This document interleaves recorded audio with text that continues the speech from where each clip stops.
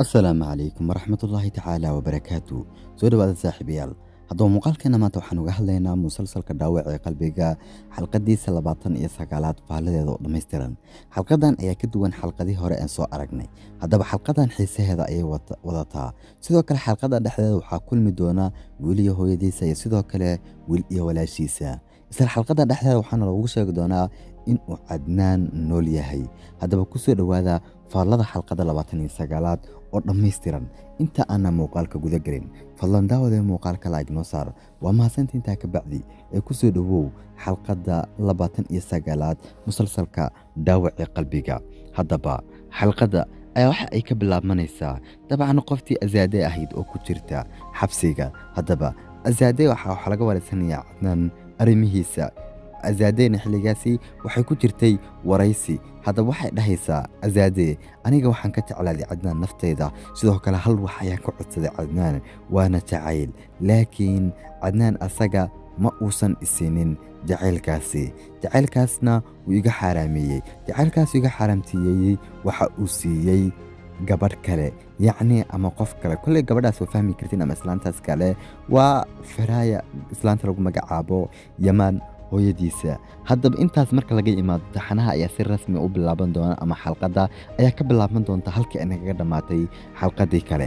Kadib Fariid marka uu jiirsiiyey gabadhii yarida Yamaan walaalaha ahaayeen ee lagu magacaabayay Binaar, waxay dhahaysaa Mandhool ayaa tahay gaariga maxaad ii jiirsiisay. Fariidna xilligaas waa uu raali gelinayaa. Gabadha waxay sheegaysaa in ay ayada caafimaad qabto, laakiin waxuu ka codsanayaa in uu dhakhtarka geeyo oy sii maraan. Fariidna gabadha waa uu soo qaadi doonaa oo halkaas ayuu dhakhtarka ku geyn doonaa ninka lagu magacaabo Fariid. Laakiin silsilada yar hadhay ayaa ku hadhi doona gabadha ama Fariid ayay ku hadhaysaa silsiladaasi. Dhanka gabadha ay silsiladaasi ka socotay isaa ula socdaa. Haddaba gabadhii marka uu dhakhtarka geeyo waxa uu ku celcelinayaa ninkii Mirsaa lagu magacaabayay, laakiin Mirsaa ma aha mid taleefanka ka qabanaya.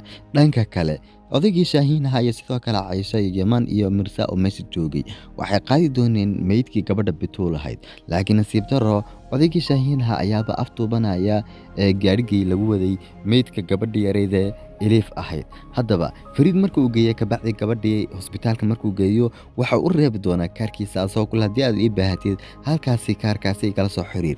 Fariid waxa uu wacayaa Yamaan marka waxa ku dhahayaa isla markaaba waxaan rabaa inaad iigu dhiibtid Cayshe, laakiin Yamaan waa mid u sheegaya Cayshe xaaladeeda inay xun tahay. Fariid waa mid aflagaadeynaya Yamaan oo ku dhahaya xaaladeeda wax kaaga nimantina halkee joogtaa. Yamaan waxa uu tilmaamayaa meesha ay joogto ama meesha ay ku sugan tahay gabadha lagu magacaabo Cayshe. Haddaba gabadhii Binaar ahayd waxay imanaysaa gurigooda, kaarka ayayna akhrinaysaa, waxayna ogaanaysaa dabcan in ninkan lagu magacaabo Fariid Sanjaagsade. Haddaba waxaana la tusayaa Yamaan hooyadiisa oo lagu magacaabo Faraaya oo xalqadan taxana lagu soo daray oo hortaagan muraayad. Maxuu muraayad markuu hortaagneeto wejigeeda ayay se eegaysaa sida ayadoo hadda qabri ka soo baxdayba, laakiin sheekadaas waa filim hindi, wejiga ma aysan iska bedelin. Haddaba sidoo kale waxaana la tusayaa qoftii Fidia ahayd ee gabadha Bituul ahayd oo ayaga wada sheekaysi xilligaasi dhex marayay. Bituulla waxay u mahad celinaysay waxaan ka wadaa Fidia waxay xilligaasi u mahad celinaysay Bituul. Haddaba Fidia ayaa telefoon usoo dhaci doonaa, gaar ayaana ula bixi doontaa. Waxaana la tusayaa iyadoo isla markaana xilligaas murugaysan. Qoftan Bituul lagu magacaabo ayaa xaaladeeda weydiinaysa. Isla markiiba si degdeg waxa uu soo bixi doonta qoftii lagu magacaabayay. Dabcan qoftii lagu magacaabayay Fidia ayaa si degdeg u soo bixi doonta. Halka ninkii Fariidaha uu la hadlay Cayshe, ka bacdina Caysha u sheegto in Shaahiin uu la baxsaday gaarigii meydka ee Fariidna uu dhaho hadda halkay joogto inagu imaado. Cayshana u sheegtay. Haddaba ninkii Yamaana waxa uu ku soo laaban doonaa guriga. Marka uu ku soo laabtay ka bacdi waxa qoftii Azaade ahayd ayuu muran labadooda dhex mari doonaa. Sidoo kale qoftii Handeed ahayd ayaa iyadana muran dhalinaysa iyo waxa uu ka qabanayay qofta Cayshe ah. Haddaba waxaana la tusayaa qoftii Fidia oo u timaaday ninkii Bahtiyaar ahayd, waxayna ku dhahaysaa aniga waxaad igu tiri walaashaad waa i dhimatay, sidoo kale waxaad igu tiri walaashaada dabcan waa la gubo iyada nafteeda isku dishay, laakiin waxaana u jeeda maxay yihiin.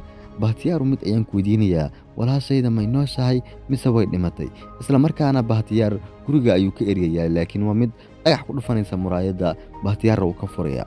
Muran kale ayaa dhex mari doona. Waxaa hadli doonta qoftii Faraaya lagu magacaabayay, waxayna ku dhahaysaa in badan miyaad murugootay Fidia arrinkaasi argagax ayuu ku noqon doonaa, wayna la yaabi doontaa oo dhanka kale waxaa la tusi doonaa Fariid iyo Shaahiin iyo sidoo kale Mirza iyo oo aasay gabadhii Elif ahayd ayaga ayaa sidoo kale qabri ku aasay hog inta u qodeen haddaba qoftiiba ayaana lagu soo celinayaa kaamirada qoftii Fidia ahayd iyo walaasheeda Firaaya oo hadda timaaday markaas ka bacdi Fidia waxay dhahaysaa hadda qofkan hortaagan ma adiga qofkan hortaagan ma adiga waxaa la ii sheegay in aan adiga gacantaada isku dishay oo aad isdishay hab ayay siinaysaa laakiin Firaaya ma aha mid ku qanacsan walaasheeda waxa ay samaysay haddaba haddii aan soo koobno hadaladooda Firaaya ulajeedkeedu waxa uu yahay ka xanaaqsan tahay la noolaanshaha ay ku noolayd qasrigaasi Azaade waxay ku dhahaysaa aniga markaan dhinta ka bacdi waxaad ku noolayd qasri uu leeyahay Cadnaan Sanjaak Saade ballan waxaan ku qaaday Sanjaak Saade in aan dhulka la galo laakiin haddii aan soo koobno yacni muran badan ayaa dhex maray haddii aan soo koobno hadalada ugu muhiimkasan qoftan Fidia ah waxay ku dhahaysaa halkaas waxaa jooga dad iyo wax dembi aan galaysan maxaa markaas ugu galgalaysaa markaas ka bacdi qoftan lagu magacaabo Fidia waxay dhahaysaa qof walba uu ogaanaya waan baxayaa laakiin arrinkaas inay baxdo meesha waxa u diidaya ninkii baatiyaar lagu magacaabayay qol ayaa korka laga soo xirayaa halkaas ay Fidia joog doontaa oo mid baxday ma aha oo Fidia halkaas ay joog doontaa sidoo kale waxa qoftii Yamaanayd waxay soo kaxaynaysaa sorry isku dhaxdaatay xogaa marka qoftii Handee ahayd waxay soo kaxaynaysaa ninkii Yamaanaha kadib marka soo kaxayso waxay geynaysaa meeshii haddii ay xistiin xalqadii koobaad ay isku siminayeen kadib arooskii Fariid marka uu dhacayay meeshii ay joogeen ayay keenaysaa waxayna ku dhahaysaa waa xustaa Soomaa halkan ciida ku sumisay aniga waagaas waxaan moodayay inay xun tahay laakiin wanaag ayaaba igu jiray sababtoo ah qof jecel ayaaban haystaa oo waagii yacni waxay dhahaysaa arooskeena ani iyo Fariid haddii aad maalinta ay sumineen uu dhici lahaa halkaasi ay iyagana wax malayacni muran malayacni u dhex mari doonaa iyo waano haddaba haddii aan ka nimaano labadaasi dabcan waxaana la tusayaa mar kale odaygii Shaahiin ahaa sidoo kale ninkii Mirza ahaa oo fadhiya qabrigii gabadhii yareeda Elif ahayd ay fadhiyaan ma xume waxa ay ka murugsan yihiin dhimashada gabadhii Elif lagu magacaabayay ay runtii aad iyo aad uga murugsan yihiin halka Caishayna hadda ay isdejisay wax dhibaato aysan dareemin haddaba habeennimadii waxaana la tusayaa qoftii Bituul ahayd oo yarkii Zaytuun ahaa yacni seexinaysa ha seexisee ma xume ilaa ay hadda waxa ay sugaysaa qoftii Fidia ahayd mobilkeeda ayay wacaysaa kabacdina mobilkeeda uma dhacay waxaa lagu dhahayaa lambarkan hadda wacday yacni waa mashquul oo lama heli karo waqti xaadirkan isla markaana qoftan lagu magacaabo Bituul waxa isku day doontaa in ay wacdo ninkii lagu magacaabayay Yaman haddaba waxoogaa yar kaamirada ee waxaana la tusayaa gabadhii lagu magacaabayay Binaar oo u imanaysa hooyadeeda Firaaya Binaarna waxay dhahaysaa hooyo goormadii baraysaa walaalkayga aniga ila dhashay haddaba ma taqaantiin walaalkaas waa ninkii lagu magacaabayay Yaman gabadhan cusub ee taxana lagu soo daray Binaar lagu magacaabo waxa ay walaalo yihiin Yaman Sanjaak Saade ayay walaalo yihiin Muhammad sidoo kale Firaaya ayaaba kaaga daran waa hooyada dhashay Yaman Sanjaak Saade taxanahana halkii aan sheegnay ayuu ku dhamaanayaa waxa noo hadhay oo kaliya waa 4 xalqadood siisan kale ma jiro 4 xalqadood bal waxaan isku daynaa inaan ku dadaalo muuqaalka xiga la soco ayaan faahfaahin dheeraada ka soo bixin doonaa haddaba haddii aan sii wadno dabcan faaladeena waxaana la tusayaa ninkii Yamaanaha iyo sidoo kale Handee oo labadii kursi u waaweynaa ay ku fadhiisan jireen Azaade iyo Cadnaan oo ku fadhiya labadoodu oo dabcan halkaasi ku cashaynayaan Fariid iyo Caisha soo galaya laakiin waa kuwa isla markaa ka baxaya Fariid waxa uu galayaa hooyadiisa Caisha waxa ku dhaysaa istaji haddaba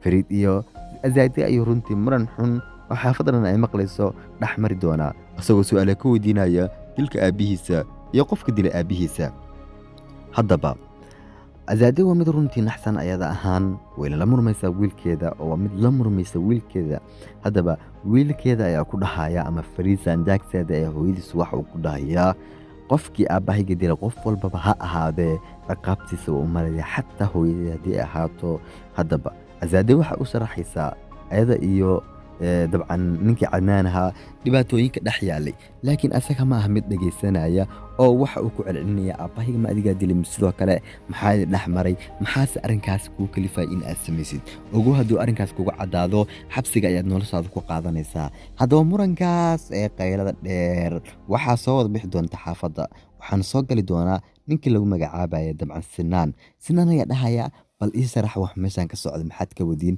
hooyadeedase markaad hadadaysid maxaa tahay ayuu ku dhahayaa markaas ka bacdi labada walaalo xitaa muran xun ayaa dhex mari doona oo azaadi waxay isku dayi doontaa in ay halbowlaha maa loo yaqaana yacni gacanteeda meel ka mida in ay isku jarto ay isku dayeysaa. Fariid waa mid isagu daawanaya waxana aanu arkin, hal mar ayuu dhahaya hooyo waan ku baryaa ha samayn sidaan.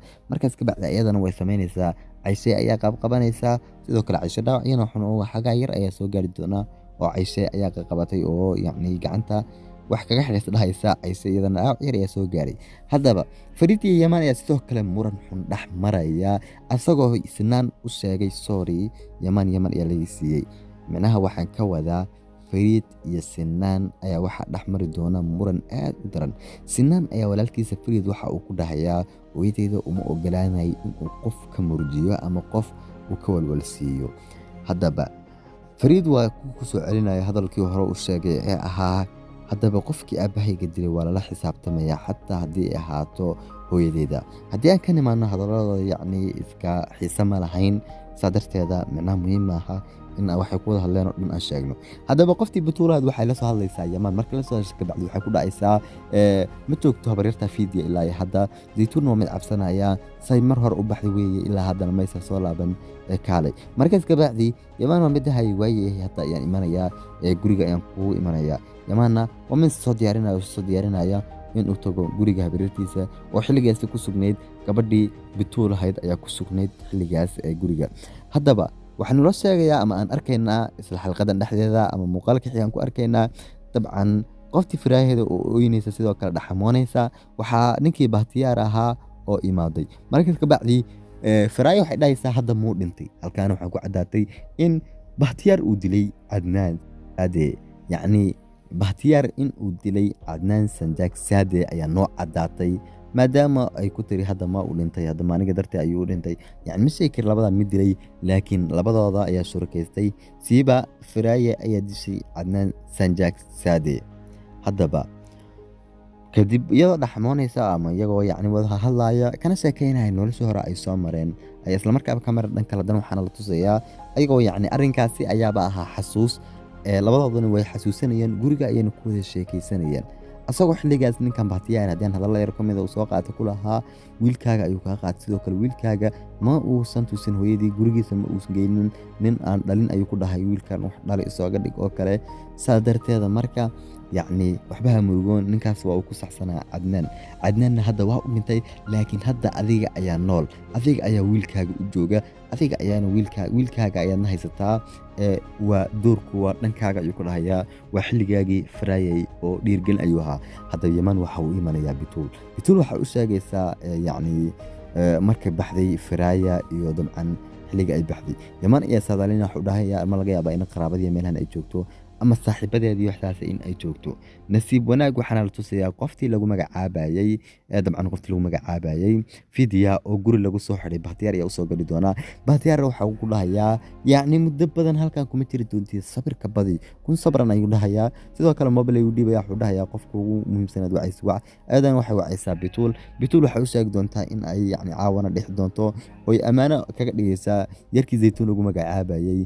Haddaba markaas kabacdi Bituul Yamaan ayay ku dhahaysaa way la hadashay sidoo kale laakiin codkeedu si kale u ahaa, ma laga yaabaa inay wax ku dhaceen. Yamaan ayaa dhahaya mayse u sheegtay saaxiibadeeda waaye, yacni saaxiibadeeda ayayba la joogtaa ka murugoon. Markaas kabacdi Yamaan waa mid iska laabanaya kuna laabanaya gurigoodii. hadda subaxda ayaa bariyay, waxaana tusayaa sidoo kale ninka Fariida ay sidoo kale Cayshe oo hal meel ka soo wada kacay. Markaas kabacdi Fariida waa mid u socday shirkadii meelahaasi, dabcan waa uu labisanayaa, Cayshe ayaa taakada u xidhaysa, isagana waa uu soo baxaya. Haddaba kadib markuu Fariid imaado shirkadda, waa mid ku fadhiisanaya kursiga yacni maamule ama kursiga mudiir hadda u taqaantid ku fadhiisanaya oo Fariid waxa uu ku fadhiyaa kursigaas yacni qof shirkadda ugu sareeya. Yamaan iyo Fariidna shirkadda ma kala sareeyaan, laakiin Yamaan waa mid dhaxalka looga tagay, ma sheegi kari qaabkii dhaxalka looga tagay. haddaba haddii aan ka nimaan halkaas qoftii Cayshe ahayd waxay u soo qaadaysaa qureec qoftii lagu magacaabay Azaade, laakiin Azaade waa mid daadinaysa. haddaba Azaade maxay ugu xanaaqsan tahay Cayshe waxay samaysay arrimo ku saabsan booliska, Azaadena ku saabsan shakina ah dilka Cadnaan ayaa waxa u sheegtay Fariidna waa kii hooyadii ku qayliyay. xalqadii horena saan ku soo sheegnayba yacni waxaa looga sheegsan yahay dilka Cadnaan qoftan lagu magacaabo Azadi Sanjaksade. Haddaba Azadi ma laga yaabaa inay dishay Cadnaan? Bal muuqaalada xiga ayaan ku falanqayn doonaa arrinkaasi. Laakiin looma badinayo in Azadi dishay Cadnaan. Cadnaanna sida noola sheegay waaba uu nool yahay la dhahay xalqada dhamaadkeeda ayaa insha Allah noola sheegi doonaa. Ama goosgooska waaye, sorry, goosgooska waaye. Goosgooska ayaa sana loogu sheegay marka goosgooska waaye. haddaba Fariid markuu taga ka bacdi shirkadda arrimo shirkadda ku saabsan ayuu xalin doonaa asaga ahaantiisa oo shirkadda waxyaalo ku saabsan oo kaliya ayuu xalin doonaa.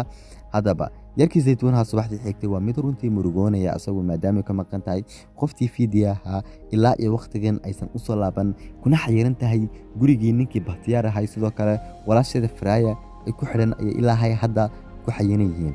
marka sidaasi daraaddeed qoftaas ma soo bixin ilaa iyo waqti xaadirkaasi. haddaba haddii aan u nimaano gabagabada xalqadda dabcan musalsalka Dhaawaca Qalbiga xalqadiisa 29aad haddii aan u nimaano gabagabadeeda bal aan soo afjaray gabagabadeeda. haddaba qoftii yareed ee lagu magacaabayay Binaar ayaa waxaan tusay hotel ayadoo joogto. hotelkaas sidoo kale waxaa la jooga Aisha iyo sidoo kale Fariid. Binaar ma bixinaysan lacagta cuntada ayadoo dhammaan dadka meeshaas fadhiya ay wada maqli doonaan. waxaa soo kici doona Fariid waxa uu dhahayaa gabadha maxaasan uga macaamilaysaa. markaas ka bacdi waiterka wuxuu dhahayaa gabadhan ma rabta inay lacagta bixiso. markaas ka bacdi wuxuu dhahayaa waayo waa si fiican iska daana bixinaya. haddaba way is salaami doonaan. Aisha ayaa la yaabi doontaa arrinkooda. markaas ka bacdi Aisha ayaa dhahaysa yani dhexdiina ma isgaranayseen. markaas ka bacdi Fariid ayaa dhahaya gabadhan shil ayaana dhex maray. Aishana shaki ayaa halkaas ka galay iyo xogaa maseera iyo silsiladii ayay xasuusanaysaa. silsiladda ayay siinaysaa aan idiin sheegnay bilowga xalqadaba in silsilada ay ka hadhay gabadhan. markaas ka bacdi يعني halkaas ayuu murankooda ku dhamaan doonaa. gabadhuna waa mid ka soo bixi doonta. Fariidna mar kale ayaa la kulantay laakiin waxay ka damacsan tahay ma sheegi karo. haddaba Fariid ayaa u sharaxaya Aisha gabadhan sidii ay isku barteen iyo wixii labadooda dhaxmaray. markaas ka bacdi Fariid waxa uu imanayaa gurigooda ayuu ku soo laabanayaa asagoo iska degan oo gurigooda ayuu ku soo laabanayaa.